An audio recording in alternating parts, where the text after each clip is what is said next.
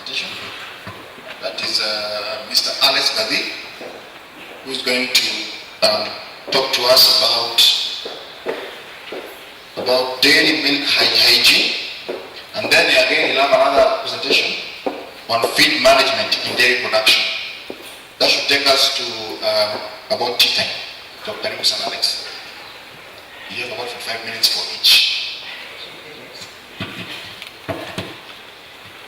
Thank you, Dr. Good morning. Salimiana hewani. Assalamu alaikum. Bwana asifiwe. I did food science and technology. I'm a food nutritionist. I'm also a certified cow signal trainer. We are only 6 of us in Kenya. Somebody who is able to read the signals from a cow. The other one is Professor Bebe of Egerton University, Professor Gashwili of Kabete campus. You know Professor Gashwili? Yeah, we're only 6 of us. I'm humbled. So you'll benefit from that. I'll do a presentation of cow signal. I'll run several slides on that at some point. My company is called KALRO Consultancy Limited. We founded that in 2012, and we've been learning the daily value chain for quite some time. We developed, together with TechnoServe, the Kenya's daily GMP manual, and you benefit from that. That's what I've borrowed very heavily. The aspects of good manufacturing practice, as you can see, they are intertwined. Hygiene in production, quality management, suitable facilities, and quality personnel. They are complaint and recall is a whole system that even has accessibility system. It's the pyramid. I want to go to the details. We train on this, but today we are talking about the foundation of the whole food management safety system. The foundation is the GMPs. If you go wrong on the GMPs, then you cannot have daily hygiene. You build on the GMP, then you build up on the other systems, including the HASP and the ISO. Yeah? Once you get the basics, you are able to build up the other systems for daily hygiene. There are several benefits of the GMP.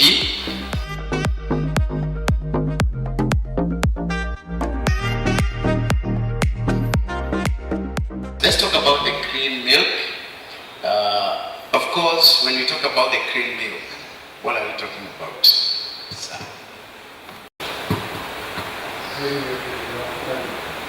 Clean milk with no contaminants.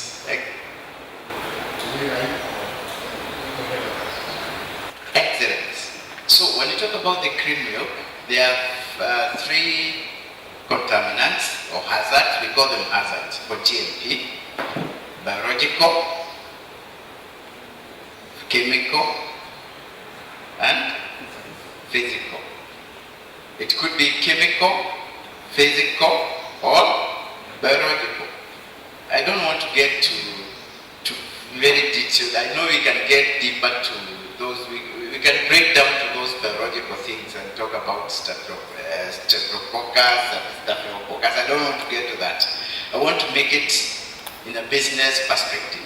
So when you're talking about the daily hygiene, we are just talking about the 3, and that will trickle down to the practices, to the equipment, to everything that we are doing out, to the farm layout and everything. A clean milk production will help prevent spoilage, increase the shelf life, the quality of the shelf life, and also control the spread of infectious diseases. The daily hygiene is supported by several legislations: the Dairy Act, the Food, Drugs and Chemical Substance Act, Public Health Act, Code of Hygienic Practice, the Codex. This is the hardest name for me. Somebody can read it for me. Codex. I wish I was a Catholic. I'll read it better. Ali. Commission, Standard Act, Animal Health Act.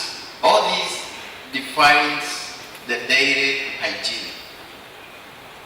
very important from this training be able to make reference to that. The Dairy Industry Act forms the Kenya Dairy Board that has the regulation, development and promotion functions that defines the dairy hygiene.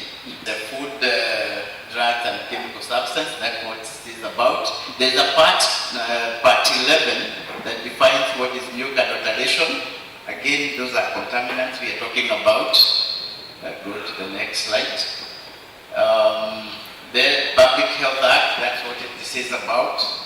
I wish to get these slides because this is a lot of work that has been done by so many people. We did this work for Kenya Dairy Board and Kenya Bureau of Standards. Code of Hygienic Practice, those are the highlights.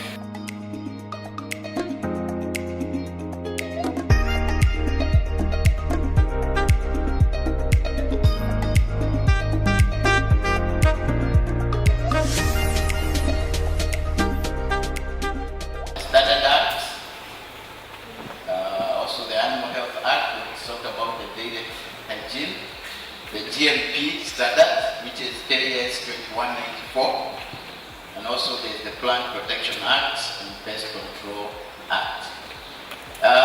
Good manufacturing practice, there's personal hygiene, premises and layouts, there's equipment, process control, cleaning and sanitation, storage and distribution, pest control and training of milk and milk products.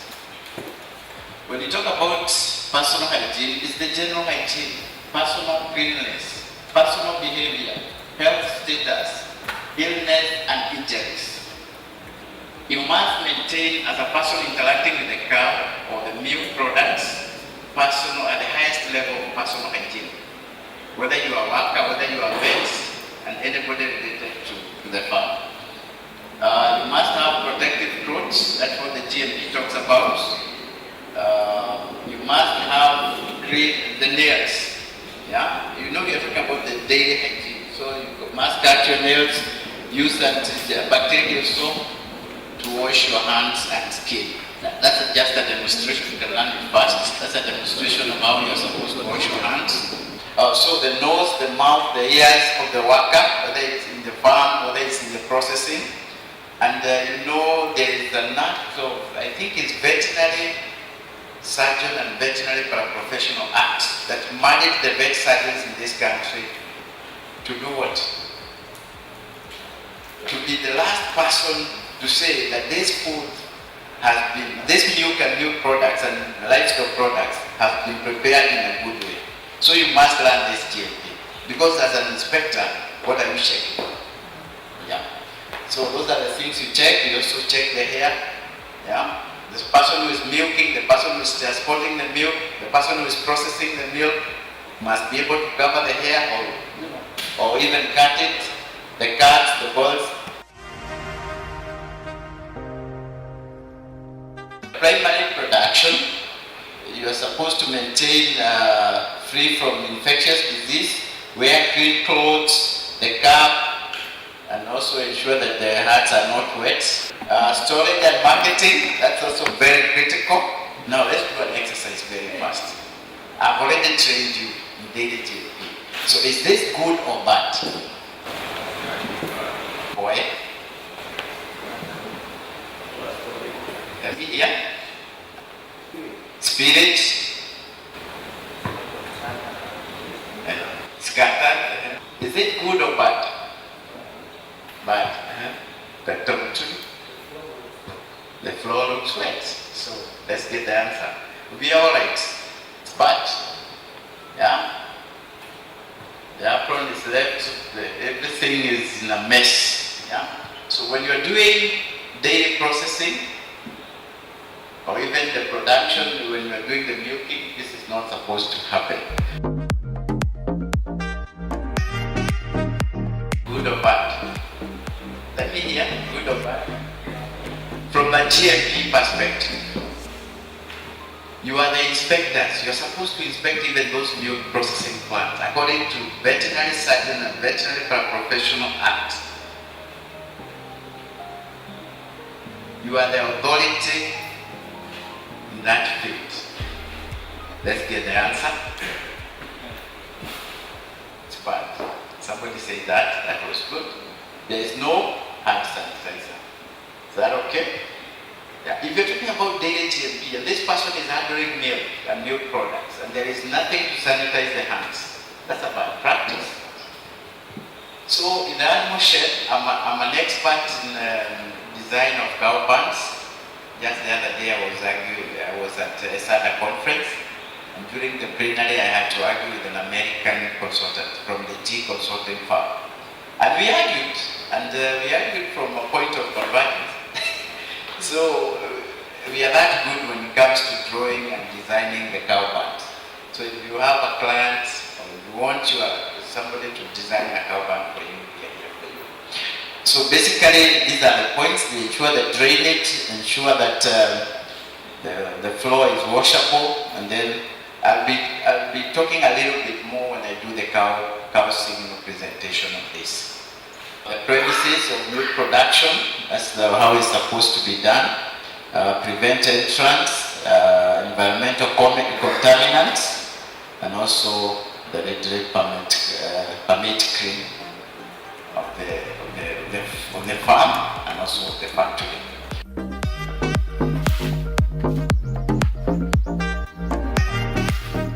This is the most interesting part of business when I will do the feed management. So I'm going very fast on this just to build up on my case. The internal structures, that's how it's supposed to be. The designs.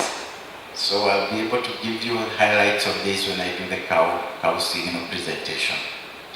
The building, the internal structures and the fittings, just to ensure that there is daily hygiene. That's what we are able to do, the ceiling, the wall floor joints, and the windows, and the design of the factory. The product flow and cross-contamination, when you do the design of the factory, or even of the dairy farm, you're supposed to ensure there is no cross-contamination. There are 6 floors we look when we are doing the dairy cow barn design. Milk handling equipment. Yeah? When you are looking at the dairy hygiene, you are able to see the whole cycle. Because dairy hygiene is from what is fed to the animal. We say garbage in, garbage out. So if you feed aflatoxin, if you feed bad things, you'll also get bad things in milk. I've used the word bad like I'm not a scientist. Yeah? You feed bad things, you get bad things in milk. So if you transport that milk in containers that are able to transmit flavors or even get some chemicals, if somebody never washed the aluminium cans or used and never rinsed well, yeah, the soap will get into the milk. That is the chemical contaminants. So that's a milking machine. If you don't clean it well, if you don't sanitize the aluminium cans, there will be contamination. The design and construction, to get to the designs, but it's very important that you do the design the right way, the installation, and it fast. The maintenance of the coolers. So even the coolers needs to be maintained well where the milk is stored, so that you are able to maintain the hygiene of the milk. Good or bad? Bad. Why? The spirit all over. Let's hear more. Yeah? Good or bad? It's terrible. Wow. The picture speaks 1,000 words. It's terrible. It's horrible. Thank you. So let's get the answer. It's bad. Just terrible. Horrible. During primary production, the under cleaning, you're supposed to use warm water. Use a clean cloth every time you do the milking per cow. Yeah, that's the way it's supposed to be done. Every cloth per cow per milking, just to ensure that you use some warm water. If mastitis is detected, you are experts in mastitis, so you know how to check mastitis. I don't want to get into that. On that note, let me ask a question. Mastitic milk, can you feed it to calves? Why? So it's of no economic value. So what should we do to mastitic milk? Discard. Kessler study in the US shown that mastitic milk is used for cats. Somebody can go and Google that. Kessler study in the US. I wish I had somewhere to write. Kessler is K-E-S-L-E-R. Yeah? But this is a debate. I've been believing that mastitic milk is bad. Even I've been advising farmers not to do that. But I was doing my research. I came about that study in the US. So let's see, probably there is something there, but I'm to better. Is it straight or after sanitation? Maybe after pasteurization. Okay, there is something. What I can say is that synthetic milk has got varying levels of either microorganisms or somatic cells. Yes.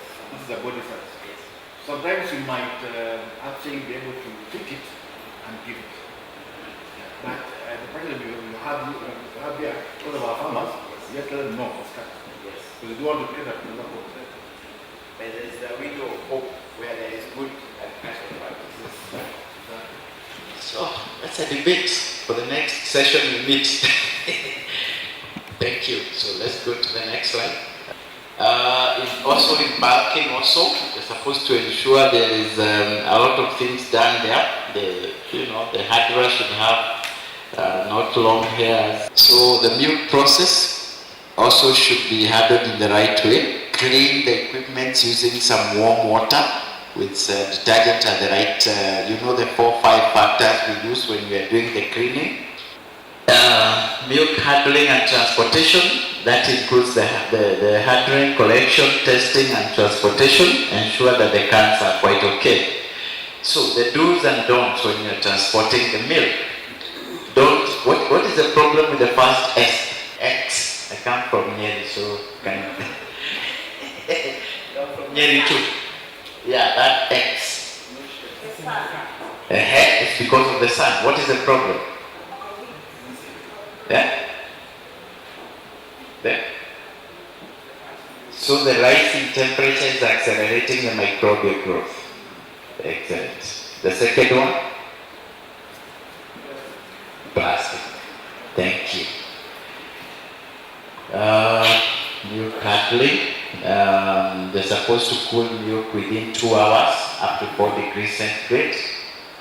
Yeah, that is the standard. Cool the milk with up to don't exceed 4 degrees for the first 2 hours of milking. That you're able to check the microbial growth. Yeah, the milk transportation. You don't use the plastics, use the aluminium or what we call food grade milk containers. So the process control during testing, there's what we call organoleptic properties or testing. And this is very important. But then let me train you on this organoleptic properties. Everything must not be done in testing. Yeah? You can use the 5 senses. What are the 5 senses? Smell, sight, touch, taste, and hearing. As a vet surgeon or a vet practitioner, or even as a consultant, you are supposed to use the 5 organoleptic properties, even for testing the feed quality. You don't have to do the, what is it called, the gel, what you used to do, what was it? That test of protein. Jadal, you don't have to go to that extent, but there is a way you can use the 5 organoleptic properties and you're able to say this sunflower seed cake is good, this cotton seed cake is good. You look at the color, you look at the taste, you look at the feeling, you look at all those properties. Because you have no time to do the analysis and all those other things. The sanitation process. Clean versus dirty. Clean is not a natural state. Dirty is a natural states, everything moves to empty. Why is it that way? Twajaribu kuwahubiria mkuwe wazuri, lakini mwataka kuwa wabaya. Why is it so easy to please the devil than to please God? Have I turned to be a preacher this morning? Why is it so easy? So, anyway, the new mother's old, nothing stays new. That's what we say. Let's go ahead. Okay.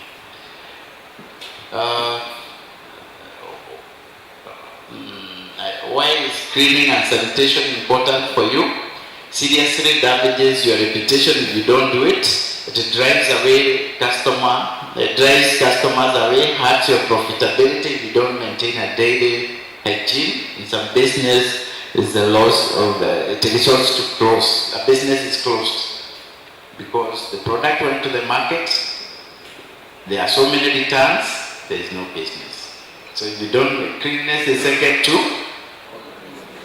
godliness. Okay, those are benefits.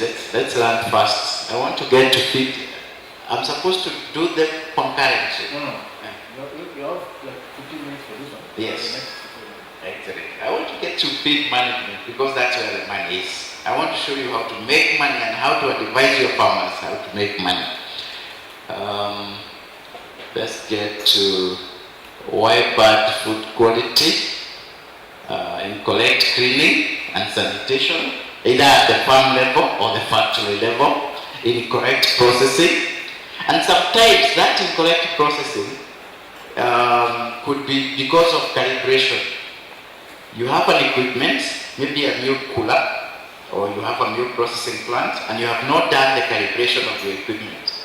So you want to preserve your milk at 4 degrees centigrade, but your calibrator, or the what is it called?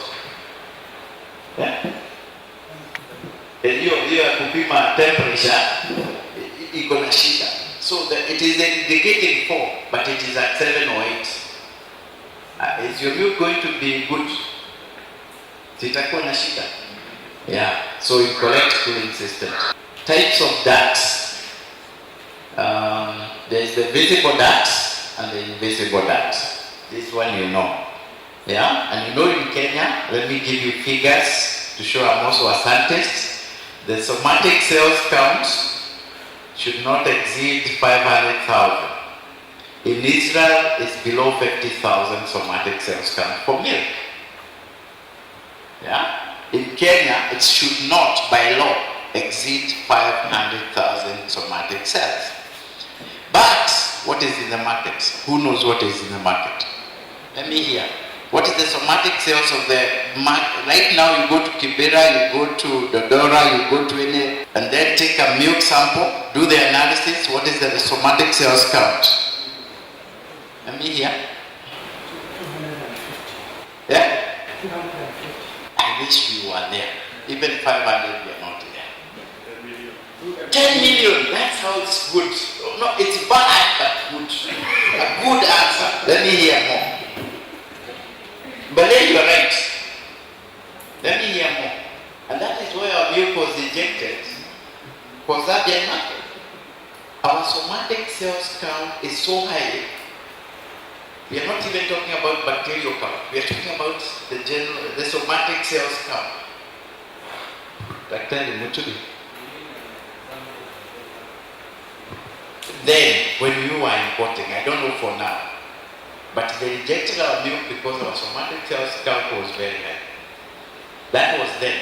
For now, I don't know. This is the most important when you are talking about cleaning and sanitation. You combine 4 things when you are doing the sanitation for you to get maximum cleanliness. And cleanliness is relative here. You cannot get absolute cleanliness. But at least relative cleanliness, you combine time, residence time, you combine temperature, use the light temperature, then the mechanical aspects appraised, and then the chemical. What is the concentration of your detergent? Once you combine the 4, you are able to get effective cleanliness. The microbial contamination sources that could come from the facility, from the equipment, from the process, from the materials, from the utilities, and from the personnel. Even the person who is doing the cleaning. Yeah? And for the sake of the dairy farms, you should have a footpath for biosecurity of the farm. One, for contagious diseases. Number two, also for infectious diseases. Good or bad? Look at the photo there. It's a machine used to clean the equipment. It's a sanitizer. Just go ahead. It's good.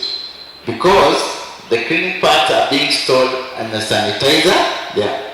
But they should have been fully immersed. You cannot just keep them. You have cleaned them and then you keep them there. You are supposed to immerse them just to ensure there is daily hygiene. Good or bad? You know, we are talking about daily hygiene. And this could be in a milk cooling system, cooler, or a milk processing plant. And you are the inspectors. You go there and you see this, good or bad. It's open, so is it good or bad? Bad. It's terrible because of the molds. Because if you don't do hard wash, what would happen to that mold? It will get to the milk. And then unakunywa mycotoxins na kadhalika, alafu unakufa, alafu tunasema ni Mungu amesema. Rest in peace, just because somebody never watched that. One of us give us something. Mzee can give us something. Huwezi kosa kitu. Yeah, that's good. Just come here. Just come here.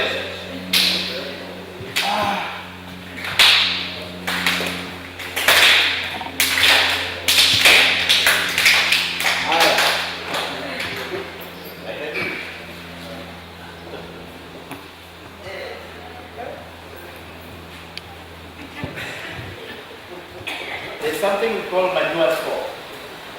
Yeah? When you go to the farm and you look at the manure score, the way manure is dropping from a cow, you are able to get a signal from it. And you are able to determine whether it was well fed or not fed. Okay, let me give you, when a cow is diarrhea, how does it go? Traffic.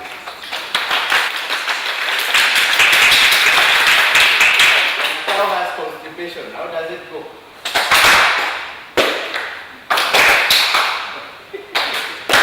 When a cow is well fed, how does it go?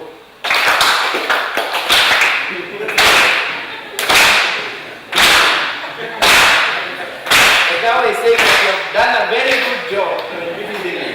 It's going to give you a lot of milk. Is that okay? So that is called manure score. When you go to the farm, even as you do the treatment, look at the manure score. If you hear the number 5, which is the diarrhea, jua kuna shida. There is less fiber and kuna shida. If you hear number 1, which is constipation, jua kuna shida. Can I give you another one? Lumen fill. Lumen fill. Lumen fill. F-I-L-L. When you go to any farm, look at where is the lumen? On the left. So when you see the lumen is bulging, that is 5. When you see the bones are all of them out, that is 1. What is the lumen fill for a good milking cow when it's well fed? 5 is bulging. 1 inside kabisa. There is what we call the danger triangle. When it's inside completely, you see the danger triangle here. So what is the lumen fill for a good milking cow when it's well fed? 4, 3. It is 3 actually. So look at that. Look at the lumen fill. Look at the manure score. You can also do the manure scoring, the one we do with the sieve. That is okay. You are able to determine. You take 100 grams, of manure, you run water through, and then you measure what is left. You are able to determine the digestibility of your feed. Is that okay? There's also something we call the belly feel. The belly feel. You are able to determine whether your cow has been fed well for the last 1 week. You look at the belly feel. The rumen feel is 24 hours. The belly feel is 1 week. Then, if the cow has been fed well, there's what we call the body condition score. Body condition score. When you go to the farm, don't just treat mastitis. Look at the body condition score, and you're able to determine how to feed that cow. Let me take you an exercise on that. The next time you go to a farm, you see, well, you know me, I don't know, you people, you have done anatomy, me, this over here, I've been craft. You hold here, pale nyuma kwa ng'ombe, inaitwa nini? Yeah? Hapo, sasa hapo ushike hivyo. So you shake it, you feel like that hold here now. That is called 2. The way you are feeling there, when you hold there and you feel like that, that is 2. This is 3. This is 4. This is 5. When you hold here of a cow and you feel like this, that is what? 2. The way you are feeling, that is 2. 2 body condition score. 2, 3, 4, 5. Let's go fast. 2, 3, 4, 5. So you can do the body condition score of all the animals even in your farm for free. That's called another secret. It's part of the cow system. If you hold there, don't look at the animal. But then you asked a very good question. She asked a very good question. You remember the weight of the cows. If you can't measure it, whoever gets that, if you can't measure it, you can't manage it. You can't manage it. I wish I had some gifts. Honestly speaking, if you can't measure it, you can't control it. That's what we say. In farming, get 2 statements. We call them the taglines. Garbage in, garbage out. Even for feeding, as we talk about the feed management, weight is very important. I want to present feed management in a business perspective, in the simplest way possible. I'm a scientist, you are a scientist. But how do you use science to do business? I want to present feed management in the simplest way possible, knowing that I'm talking to scientists, yeah? But I want to spice it up with some business aspects. Okay, let me ask a question. Effective calf management program. What is your objective? Faster growth faster growth of the calf for economic purposes. Because we want that calf to be productive as soon as possible. Faster growth. Yeah. Now, if you can't measure it, you can't control it. So, what is that faster growth? Okay, weight gain. Weight gain. Yeah. So we go back to her aspect of measuring the weight. So, what is that weight gain? Of course, weight gain, it reflects the growth rate, because as weight, you have a proportionate increase in weight with age. Assume I'm a farmer, I'm a dairy investor. Advise me how that weight gain should go. What is that weight gain? Is it 10 grams per day? What is it? If you can't measure it, you can't control it. What is that weight gain? For example, I want to hear figures. Per day. Per day, yes. 0.751. How did you get that? Can he help you if you don't like it? Let him help. Not even help him, he's adding on what you have said. You asked about the daily weight gain for a calf. You are the investor. I would advise you to target 0.75 to 1 kg per day. Why not 2? 2 would be too fast. How? You are scientist. Yeah, I'm ready for the argument. There is an aspect of rumen development. So where did you get the magical 0.75? How did it occur? Why not 0.5? Why not 0.5? Why not 2 kgs per day?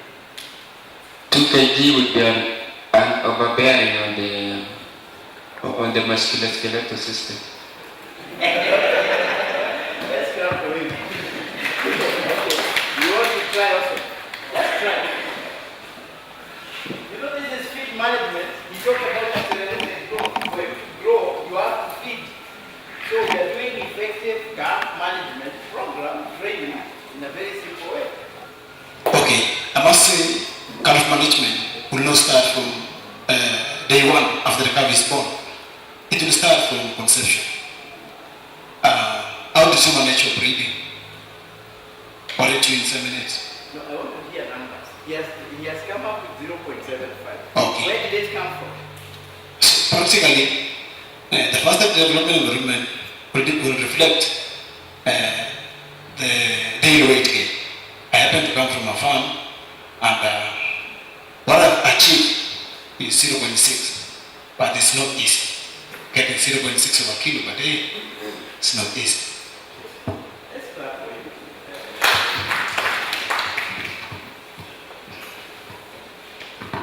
Just a contribution on that. I think to get the numbers he's talking about is first of all, weight gain per day is breed specific, calculated using the desired puberty weight that the calf should be at. Then you divide backwards to get the daily weight gain. But again, so you'll find that smaller breeds would have smaller numbers and heavier breeds would have higher numbers as a target per day. But again, the faster growth has a direct negative implication on the other development, which is a milk factory that you're targeting in a heifer and a dairy cow. So you need to have a balance, and I think indications with research across the world that the numbers that have been preferred to be average growth rate per day for cows. Good. Let's clap for him. Now, it's very simple. I'm a business person.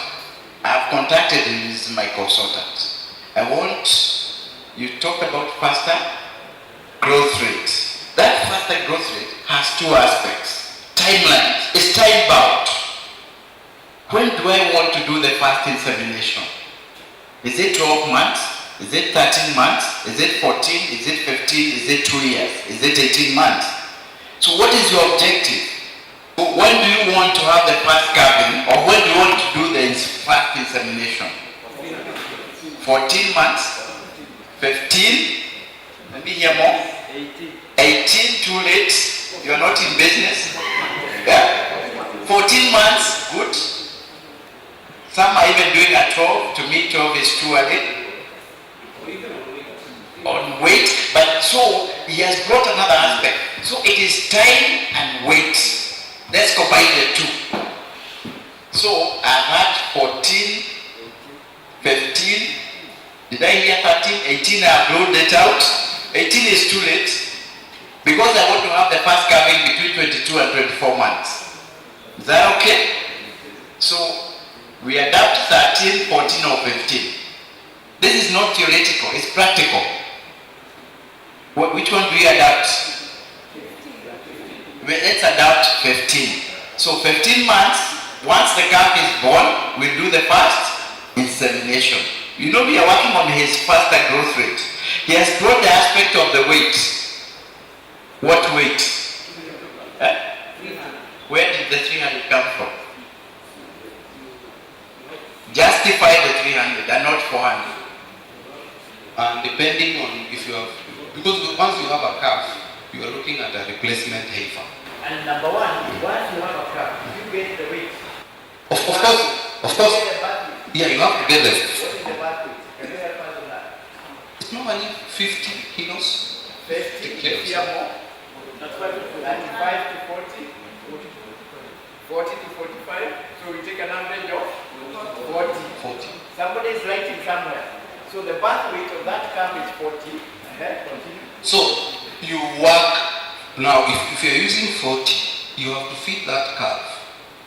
And having I think you have to if you want to serve it at 300 kilos. So 300. Where did this 300 come from? Why not 400? Why not 350? 400 is unachievable. It's overambitious. But the standard is about 300 kilos. Let's clap for it. It's my friend. Okay, the magical 300 is coming from this. 60% of the mothers weight. 60% of the mothers, go back to her point. If you can't measure it, you can't control it. So some mothers are 480, some are 570, some are 600, some are 700. So if your cow is 700, you multiply by 60%, that will be 420. If your cow is 600, multiply by, but on average, what is the weight of our cows? 550, 500. Can we take 500? I had 450, 550, 500. Can we take 500? Let's say Frisian for instance. Let's take 500. But you know you need to calculate. When you go to a farm, you are dealing with a specific cow. So let's take for these purposes a 500. Multiply by 60%. What do you get? So your magical 300 is already on the table, but we can justify it. Yeah, but now it's not 300, it's 500 multiplied by 60%. The calf was born at 40, so we already have 40. Yeah, so it is 300 minus 40. 260 kilos, convert that to grams. 260,000 grams, within how many months? We said, we agreed. 15. If you want to do 13, that one you can do. But let's, for uniformity, I mean 15 is good, but 13 is better. What is 15 multiplied by 30 days? 450. So what is the daily growth rate? You see now your growth rate is now as a number, which could be 750 you talked about. You see now we are justifying. Let's see, who has a calculator? 260,000 divided by 450. 580 grams. 600 is not bad. We talked about 750. Some farms I know they are even doing at 830. You see now we have numbers. So as a consultant, as a vet, or even as a daily investor, your growth rate is already defined by what we want. So how do you achieve that growth rate? That is now where a feed consultant comes in. How much energy does that cow need? The net energy. How much protein does that cow need? How much minerals does that calf need? How do I do the formulation of that feed? When the calf is growing, does it need more net energy, less protein, or more protein, less net energy? More protein. So when you are doing the feed formulation, it's more protein, less net energy. A lactating cow, more energy, less protein. Yes. When a calf is growing, it needs more protein, less energy. When it is lactating, more energy, less protein. I'll run through some tips that I've prepared here very fast. Some of them will give you very good ratios of attaining how to feed a lactating cow, and how to feed a calf, and how to do the feed formulations. For the people with the notebooks and pen, they'll take advantage because this is high level information from, I've borrowed heavily from Professor W.O. Atwater in 1876, and I've also studied about the Kessler in the US. I've also borrowed very heavily from the USDA. Okay. Of course, we know the reasons for feeding. It's growth, maintenance, reproduction, and production. Those are the 4 functions. If a cow is not producing, don't feed it for production. Feed it for growth. And there is also the maintenance. We know that 71-73% of the fat-free body weight of a cow is water. 71-73% of the fat-free body of a cow is water. That to me is very critical. And we also know that 87.5% of milk is water. So if you want milk, a lot of milk, you must give a lot of water. But you cannot force that cow to take water. There is a correlation between the intake of dry matter and water intake. The higher the intake of the dry matter intake, the higher the water intake. The higher the salt intake, the higher the water. But of course, if it goes higher to certain levels again, it is counterproductive. So that higher has to be purified. What can cause the water losses? The high protein fibers. If you give a lot of protein to animals, especially cows, there will be water loss. High diets in salt, high fiber diets. And when a cow feeds a lot of feeds, again there will be water losses. The water should be clean. I want to give 3 factors in cow signal. The water has to be potable. And when I say potable, it has to be 25,000, total solids must be 25,000, what is it called? Milligrams of total solids. And also when you give cows very high protein, that may lead to infertility. And do you use urea when you're feeding your cows? Who has ever used urea here as a source of protein? You have used chicken droppings is uric acid, which is urea, and the milk goes up. So it's the same. So urea, fertilizer. Can somebody go and Google urea used in dairy farming? It has been used for the last 100 years. As you Google mastitic milk, also Google the use of urea. Urea is very good for milk. We have been using it in Kenya.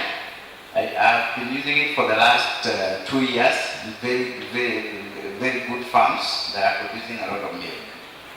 Yeah? That's a good question. Number one, urea is dangerous because of ammonia poisoning. Of course, the ammonia poisoning, you can treat it very fast without a vet doctor. You can use vinegar, very fast, 500 ml, you're good to go. But the ratio is between 60 grams up to 80 grams per cow per day. And you don't give it direct. 60 grams all the way to 80 grams per cow per day. In some farms, we are doing it up to 80 grams. I can show you the TMR formulas we're using. And the cow is producing 53 liters, the one we're giving 180 grams. You just need to mix it with water, but you must use it with molasses. You must use it with molasses because we need energy. Is that okay? And molasses, how we use it, it's 1 liter of molasses per cow per day. Sometimes you go to 1.25. Then you mix with water of 4 liters. Yeah? 1 liter of molasses per cow per day. You mix it with 4 liters of water and with now the 60 grams of urea.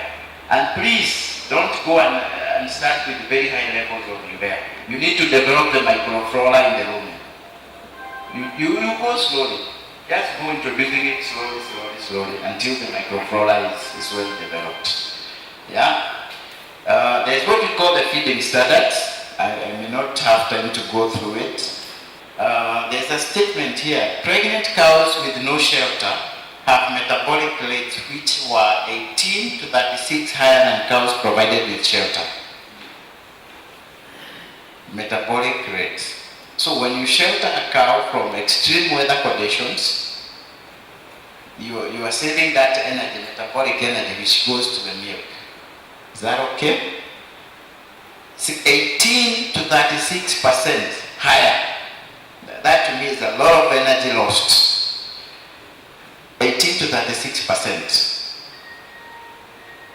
So when you expose your cows, especially the lactating cows, to extreme weather conditions, either it's heat or rain. Did I say rain? What did I say? Come from Nyeri. Yeah. So, when do you achieve the peak yield after patulation, after calving down? 6 to 8 weeks. That's about how many days? 60 to 90 days. Thereabout. That's when you achieve peak lactation, the peak yield. There are various regimes when you are feeding the cow. So how do we go from the dry cow? We go all the way until we dry it. And I want us to learn very fast on that. When do we dry a cow? 60 days, 65 days, let me hear more. 45 is too low. I can give you a study that was done on that. 65 days. Average of 60. 60 is the best. By the way, 60 will give you the maximum milk intake. So you dry it at 60 days. Once you dry it, you are able now to regenerate what we call colostrogenesis and lactogenesis. Within the 60 days, you get the maximum regeneration of your secretory cells within the mammary gland. And then there is a way you feed. There are different energy levels within that period. And then during the patulation, a few days during patulation, what is milk fever? What is it? What is milk fever? Deficiency of calcium. Yeah? Calcium deficiency. Calcium deficiency. So how did it occur? The cow has calcium, but all of a sudden there is calcium deficiency. Yeah? How did it occur? Yeah? Absorption. So there was high demand for calcium during patulation. And that is where calcium deficiency came in. So you are supposed to feed that cow with more calcium during dry period than more phosphorus. We are in feed management. You know, I opted not to go to fodder production. This is how you grow the maize silage. This is how you grow the bomber roots. I want to get a little bit technical. Because when I'm training the farmers, I would have talked about bomber root growth when you harvest it. But when I'm talking now to professionals, I'm talking about the dry matter content. So the calcium, the absorption goes very high, and then that causes the milk fever. So when you're doing the feed formulation from all your sources, you know that during the dry period, the calcium needs of that cow will go high, the phosphorus will go low. After patulation, you need now to bring in the phosphorus. And you also need to bring in the protein and the energy. Yeah? During the dry period, increase the protein, but not so much, because you may get what we call fat cow syndrome. Fat cow syndrome. Increase the protein, but be very careful. After now the patulation, increase the energy. So during the dry period, less net energy, more protein, crude protein. Then after patulation, more energy, net energy, and less protein. But of course, the word less, you have to look at the nutritional need of that cow. Then as you progress, when do you achieve the maximum yield? 60 to 90 days.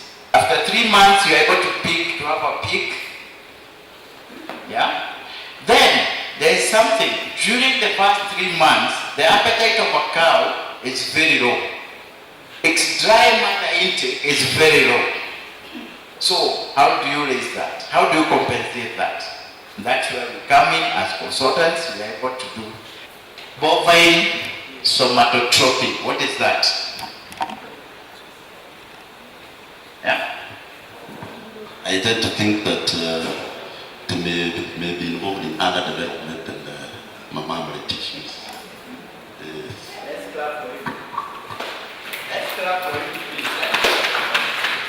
So, how can you use that to alter the lactation curve?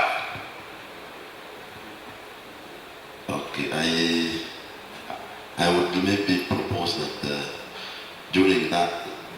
before lactation and immediately after lactation, if you use it to trigger higher mammary, it will stimulate higher mammary growth and the like. Thank you. So that's a homework. Good.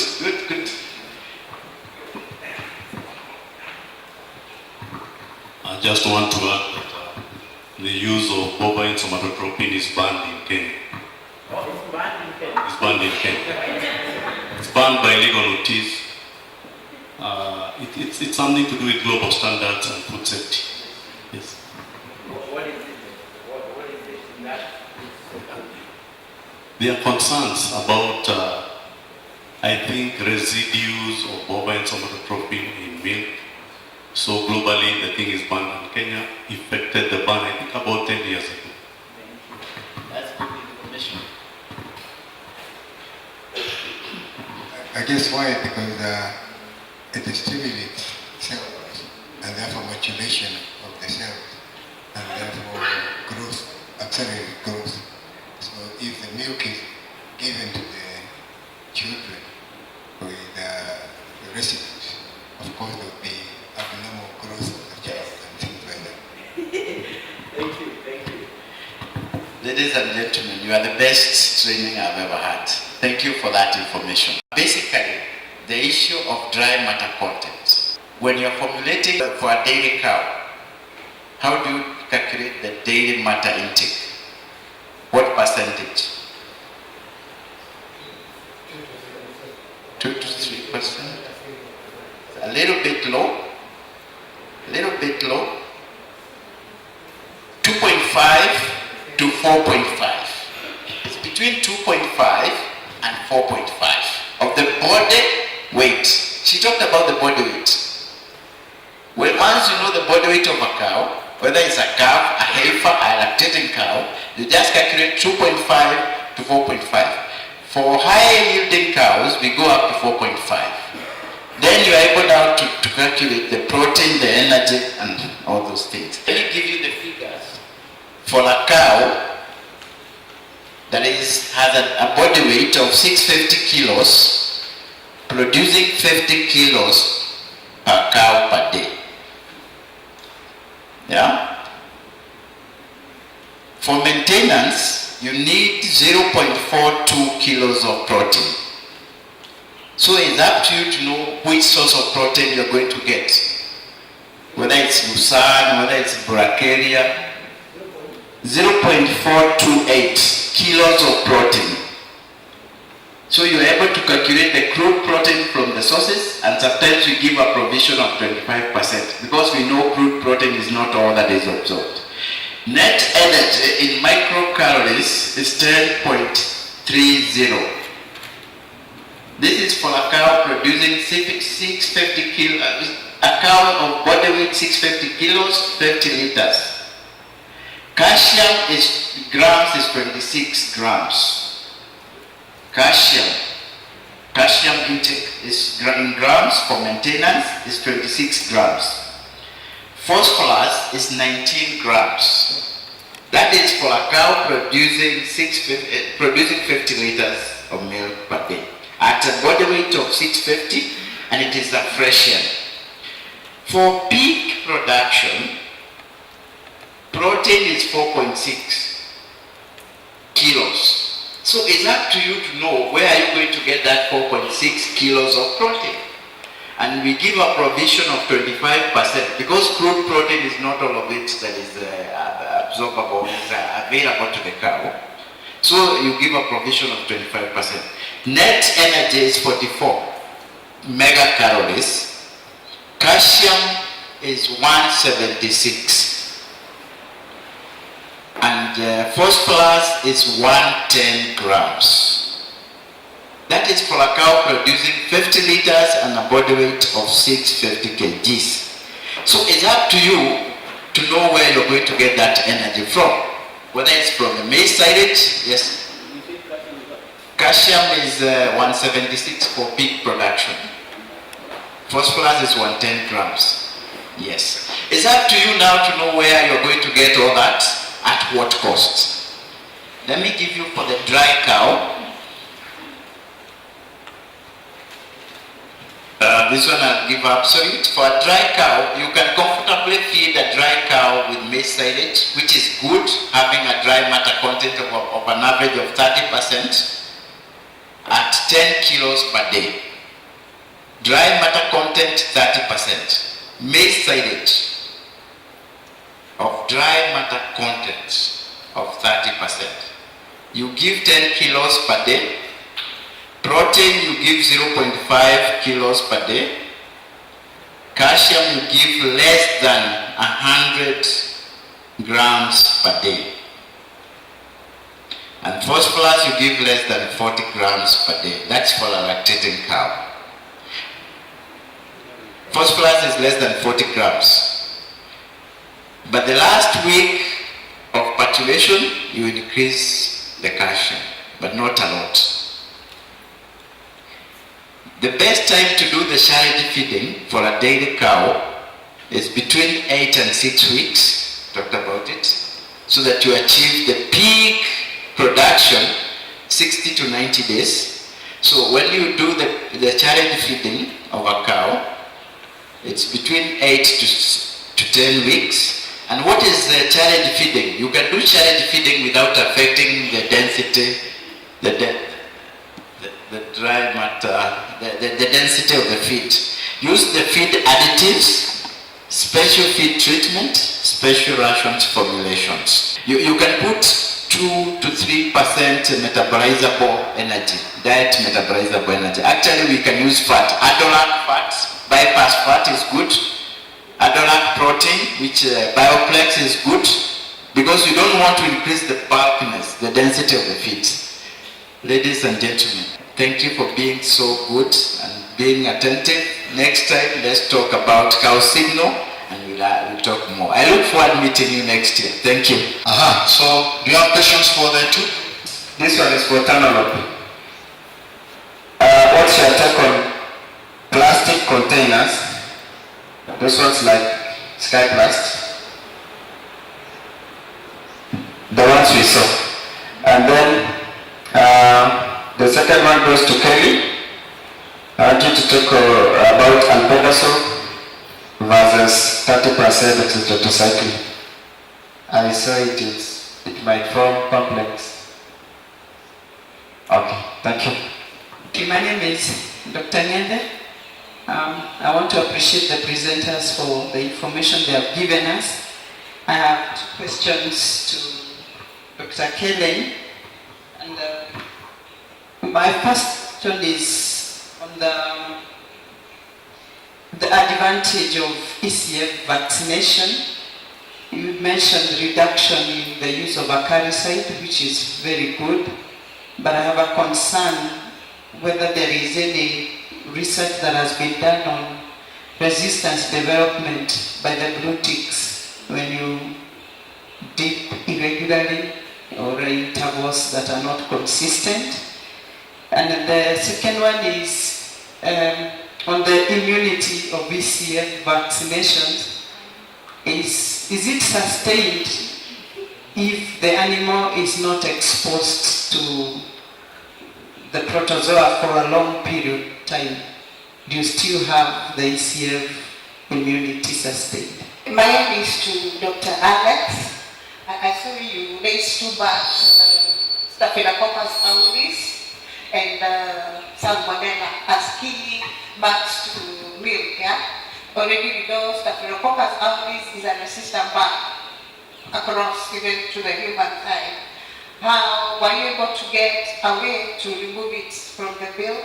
Because it shows resistance even to the mastitis pharmaceutical world, and it's also a resistance also in the human treatment, like we had outbreaks like last year, so many of children, and so I thought that would be a point of zoonotic interaction between milk and children. So we don't know, is it the boilings, the pasteurization plates, is it a bag that resists heat? What's the temperature on it? And also on salmonella. Then the second question is on silage. Silage is a global issue because of aflatoxin mainly.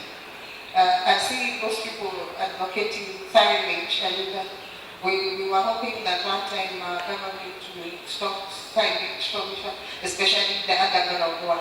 And we've not had sensitization on antimycotics which are sold and which do not achieve even 90% of it. And we inform farmers not to do silage, but to do overnight preparation of fodder, still using molasses and probiotics. I think I'll take some topic next to that, but I had you agreed in that. If you can do it on that, we would have less of, I don't want to say the cancers, the brain cancers, the kidney issues, the infertility issues. There's a lot of that still on silage. Would you discourage farmers from using maize, the grain itself, to go to the store? My name is Dr. Jehia. Two questions to Kelly. What's the current cost of ECF vaccine? Secondly, there was adequate publicity of this ECF vaccination, but in time somehow things seem to have gone quiet. And do we have the critical mass of trained people to apply that vaccine so far? Because how people are conversant with all the other vaccines. For ECF vaccine, not many people are still, I feel not many people are very conversant with its application so far. And then to my neighbor here, while we are emphasizing a lot on feeding of dairy cows at commercial level, which is good enough for business, I'm wondering how to go about it, because the average farmer we have in Kenya, even in these dairy areas, they have animals producing less than 10 liters. In fact, 6 to 8 there, the ones who are trying. And their major problem is feeding. And if we emphasize a lot on feeding those animals, in the long run, it is through breeding programs that we are going to upgrade these animals and have high yielders. I don't know why we cannot emphasize a lot on training these people, because that's where the problem is. After all, if we target those people, those who produce those are the producers of most of the milk we use in this country. Thank you. My question to Dr. Kelly is here. One is the reaction rates post-vaccination. And the second one, the question which is already asked, is the cost. And you did not say much about ECF vaccination in the upgrade dairy cows. Most of the work is pastoral, and how cost effective it is in pastoral, apart from dairy cows. The other one is that we have been pioneers also when it was the Marikabuni strain, and some challenges have been there. For those who get involved in ECF, please use the oxytec first, then put the stabilizer. You saw in the movie how those Maasai animals, if they run away with the stabilizer, you know what will happen. So that's just a comment. Thank you. Today, East Coast River vaccine has been here for quite some time, but we still have ECF. And then if it is not effective, have you recommended the government to pick it up the cost as a public good, so that the disease is eliminated, considering how many animals we lose. Secondly, yes, you say not they don't have ECF, but they have a lot of people. What are you recommending? Because if ECF is introduced there, obviously they'll be dropping like flies. So what measures are you or the promoters of East Coast Fever vaccine doing to prevent East Coast Fever produce are going into Northeastern. To Alex, what is the minimum weight for a cow to do? I'm asking that in relation to for a chicken to start laying eggs. It should actually not the age, but the weight. There is a minimum weight, at least 1.35 to 1.5. So is it equivalent to the calves and something like that? You concentrated on high yielders, while somebody has alluded, the average milk production is around 9 kilograms per cow generally. And obviously the smallholders are the biggest. Could you highlight on their feed? Bearing in mind that Kenya is actually a feed deficit country. My question is about ECF vaccine. I think most of my colleagues have touched on that issue. The issue is on why have you left out smallholder? Because I participated in ECF vaccination and you have really focused on pastoralists. Why not dairy cows? Why not smallholder farmers?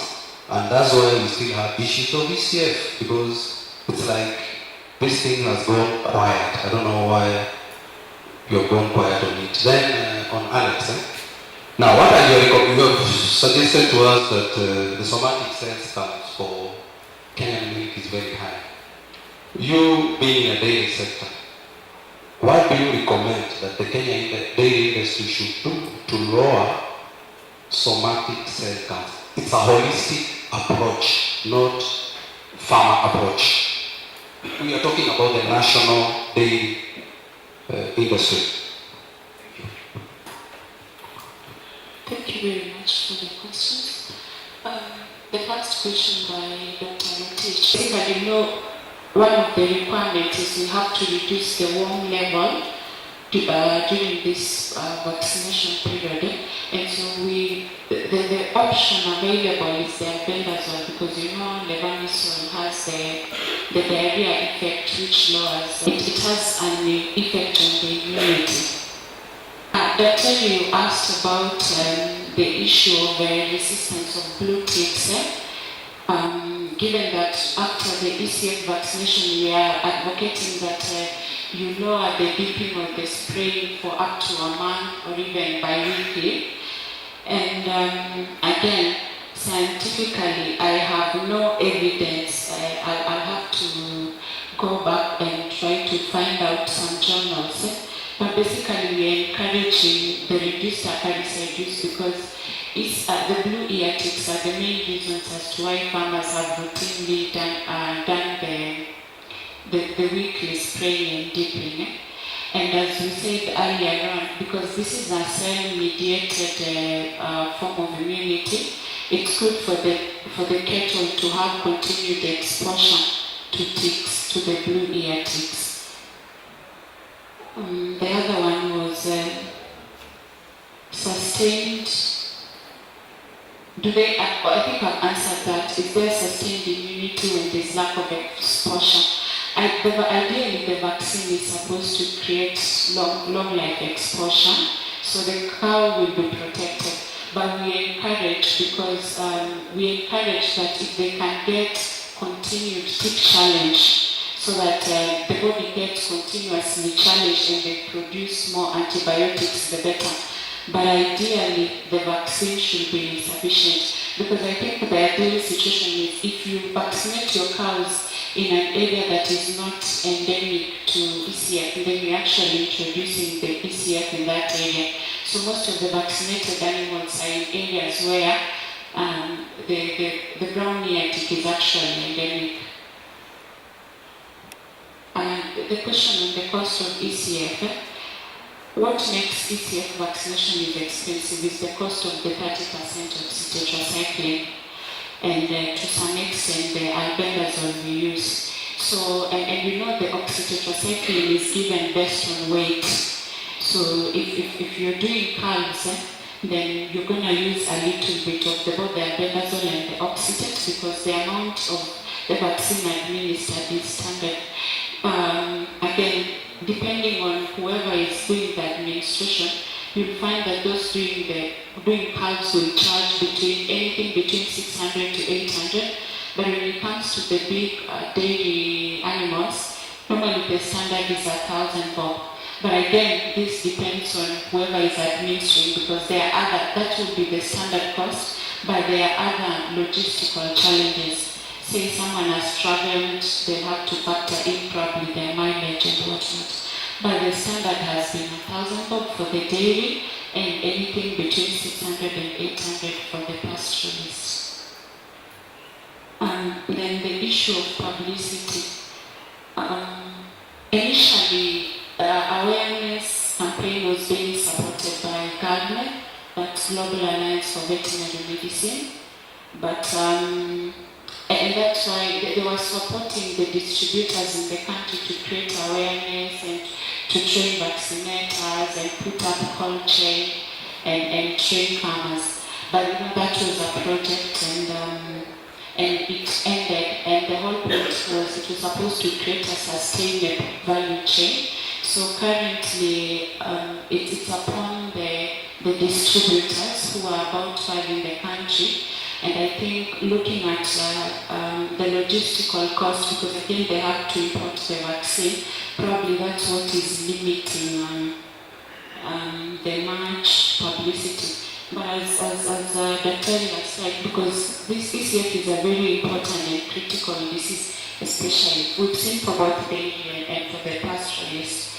Maybe this is something as a government, especially with the county government and the government stakeholders, it's something we need to have discussions on how best to create awareness and sensitization and to support our farmers. Because I know certain counties, like I think Kericho, have supported, and I think Nairobi and others have worked with the respective ministry at the county level to subsidize and do massive vaccinations for their constituents. The other question that I was on reaction rates, I actually do not have a percentage in my head on the reaction rates, because mostly reactions will depend again on the selection criteria of the animals. If the farmers and the technicians doing the vaccinations are able to do proper selections, then we do not have to vaccinate animals whose immunity is compromised, and so that lessens the level of reactions. And I'm thinking when you say reactions, you mean those who go down with full-blown ECF after the vaccination, and it is attributed to the vaccine. We've had cases of probably 1 or 2 cases here and there. We do not have a documented vaccination since we started doing this vaccination program. But I know Dr. Mugambi is here. He's able to shed more light on that. The issue of the ECF in dairy areas, we've actually not neglected the dairy areas. The main challenge has been most of the vaccine being utilized is the Nguga cocktail, and as you said, the packaging is for 40 doses. Most of our small-scale farmers who have about maybe 2 to 10 animals find it a challenge to probably pay for the 40 doses. And sometimes you get probably a farmer has 10 animals, and because of the withdrawal periods for the oxytocin, they just can only afford to do 2 animals. So the mobilization has been an issue to get the right numbers. But we were working, and again we are advocating, maybe working through cooperatives, because we've had cooperative societies that are doing this, to come up with structures that will, in an affordable way, enable these farmers to be able to do the animals, because I know this is a critical area for the dairy animals. And then Dr. you asked about the adoption, about the government making it a public good, and I think again this should be a stakeholders initiative to support this particular practice. Some county governments, and with the devolution, some county governments have taken the initiative. So hopefully it's something the rest of the government system can adopt, or something as stakeholders we can push for, because again, as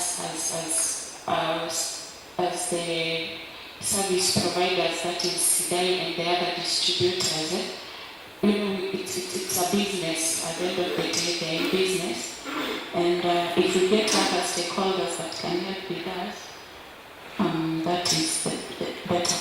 And there's the issue of tick control in Northeastern. I would like to believe, I'm seeing that here from Marsabit, because you cannot do vaccinations there. So then what is encouraged is just to encourage the pastoralists to dip or to spray their animals to control the other ticks for the other tick-borne diseases that are very common in those areas. And then there's someone who asked a question, if a cow is in calf and it gets vaccinated, does the calf automatically become immune? No. The antibodies are not transferable maternally to the unborn calves. So you have to vaccinate the cow, but then when the calf is born, you have to go ahead and vaccinate again. I think that is it. Thank you.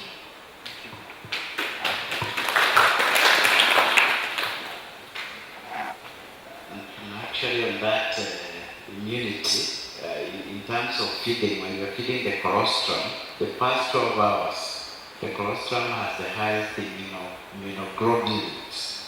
So ensure that within the first 24 hours, you feed the calf the colostrum for the first 12 hours. Then the transit milk has also the immunoglobulins. On the issue of plastic containers, they are not allowed by law. You are supposed to use aluminium, even steel, and also food grade containers, plastic containers. Yeah? The normal plastic containers are not good for. Yeah? They are similar to cans. Yes, those are called food grade milk containers. So they are quite okay. Staphylococcus aureus and salmonellas, they are mesophilic and they can be destroyed by normal pasteurization. They are not hemophilic. Is that okay? But how to reduce the staphylococcus and the likes is to ensure cleanliness, ensure daily hygiene. On the issue of silage, silage making is an aerobic fermentation process.